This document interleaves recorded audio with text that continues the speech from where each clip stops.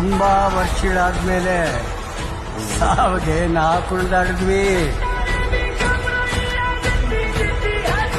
ಅವನ್ ಕತ್ತಿ ಬೀಸಿದ ರಕ್ಷಕ್ಕೆ ಒಂದ್ ಗಾಳಿ ಉಟ್ಕೋತು ಸರ್.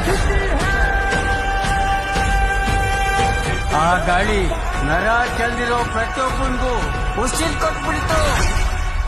ನಿಮ್ಗೊಂದ್ ಸಲಹೆ ಕೊಡ್ತೀನಿ, ನೀವ್ ಮಾತ್ರ ಅವನ್ಗೆ ಅಡ್ಡ ನಿಲ್ಲಕ್ ಹೋಗ್ಬೇಡಿ ಸರ್.